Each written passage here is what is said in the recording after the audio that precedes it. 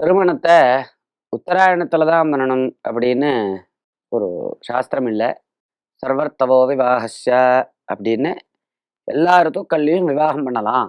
ஒரு வருஷத்துல 6 ரித்து: வசந்த ரித்து, கிரீஷ்ம ரித்து, வருஷ ரித்து, சரத் ரித்து, ஹேமந்த ரித்து, சிசிர ரித்து அப்படின்னு 6 ரித்துக்கள்.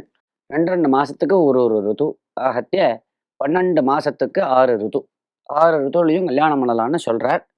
அப்படி சொன்னாலும் சைஷரவு மாச உபரிஹாப்பிய இப்படின்லாம் சொல்றார்.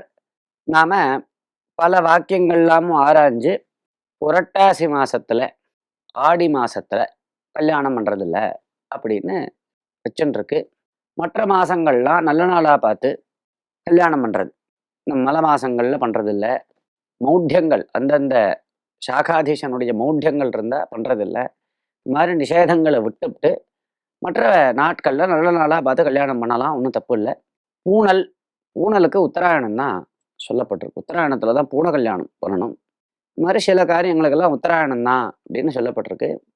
என்ன காரணம் அப்படின்னா, தேவதைகளினுடைய பகல் இந்த உத்தராயணம். தட்சிணாயனம்ங்கிறது தேவதைகளினுடைய இரவு. அப்படிங்கிறதுனால தேவதைகள் நன்றாக முழித்து கொண்டு விழித்து கொண்டு இருக்கக்கூடிய சமயம் இந்த உத்தராயண காலங்கள். அதனால பூண கல்யாணம் போன்ற விஷயங்கள்லாம் உத்தராயணத்துல பண்றது. தட்சிணாயனத்துல பைத்திரகமான காரியங்கள்லாம், பித்ரு சம்பந்தமான காரியங்கள்லாம் தட்சிணாயனத்துல. அதே மாதிரி சுக்லபக்ஷத்துல தேவதா காரியங்களை விசேஷமாக பண்ணி, கிருஷ்ணபக்ஷத்துல பைத்திரகமான காரியங்களை பண்றது.